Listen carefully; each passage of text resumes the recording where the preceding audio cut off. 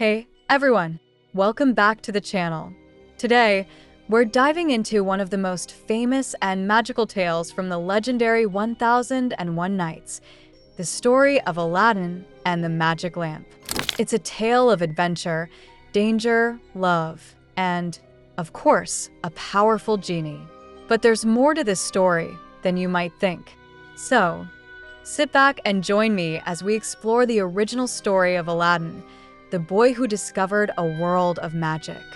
Now, I know what you might be thinking. Most of us know Aladdin from the famous Disney film.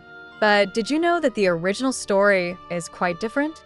It's a bit darker, more complex, and full of twists that didn't make it to the screen. Let's start at the beginning.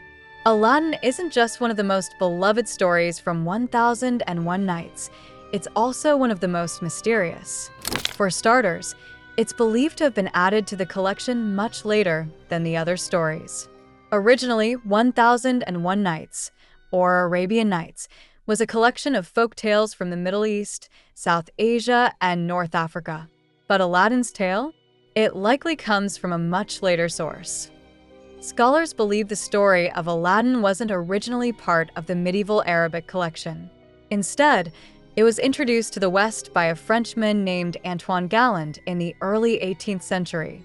Galland claimed to have heard the story from a Syrian storyteller, but there's debate over whether the tale existed in its current form before that.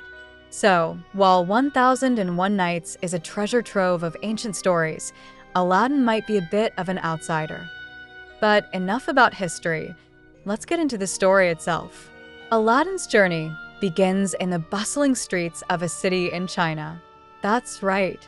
In the original tale, Aladdin is not from Arabia or the Middle East, but China, though, let's be honest, this version of China is more like a mystical land that blends Eastern and Western cultures.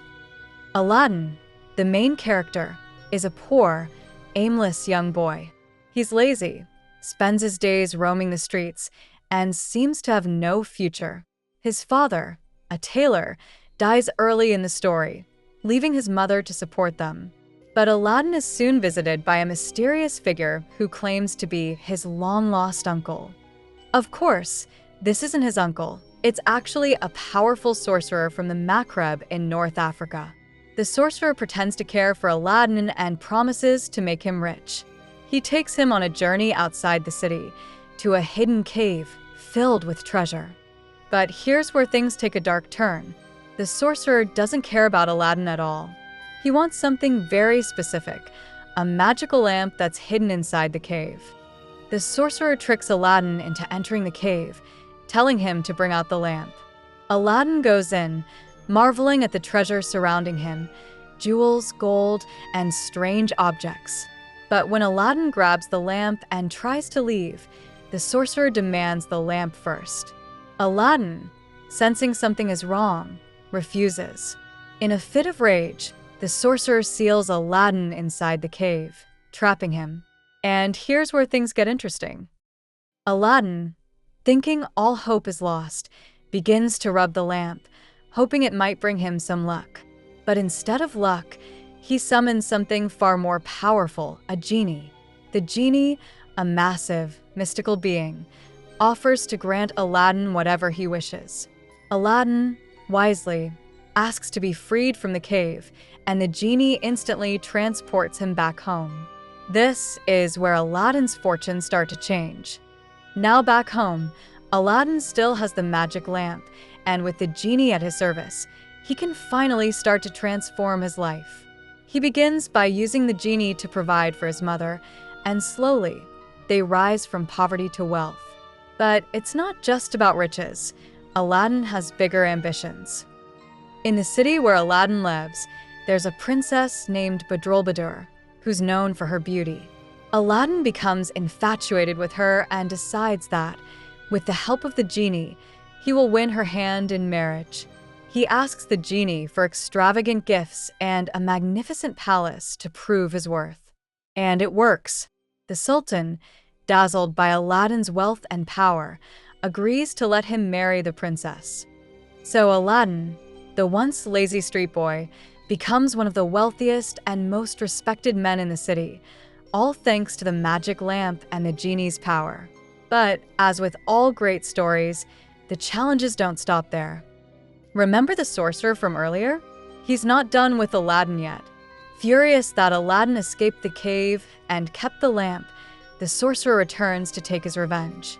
The sorcerer disguises himself as a merchant and tricks Aladdin's wife, Princess Badroulbadour, into giving him the magic lamp. Posing as a seller of new lamps, he convinces her to trade the old, dusty one for a shiny new one. Unaware of its true value, she hands it over, and the sorcerer gains control of the genie. With the lamp in his possession, the sorcerer uses the genie to transport Aladdin's palace, along with Princess Badroulbadour, to his homeland in North Africa. Aladdin, devastated, is left with nothing. But Aladdin doesn't give up. He sets off on a journey to find his wife and reclaim his palace. Using his wits and courage, Aladdin eventually outsmarts the sorcerer. With help from Princess Badroulbadour, he tricks the sorcerer into drinking poison, and with the sorcerer dead, Aladdin reclaims the magic lamp and his palace. And that, my friends, is how Aladdin defeats the sorcerer and regains everything he's lost. He and Princess Badroulbadour live happily ever after, with Aladdin becoming a wise and respected ruler. But the story of Aladdin isn't just about magic and adventure. It's about transformation, courage, and the dangers of greed. Aladdin starts as a boy with no direction, no ambition. But through a mix of luck, magical power, and his own cleverness, he rises to become a hero.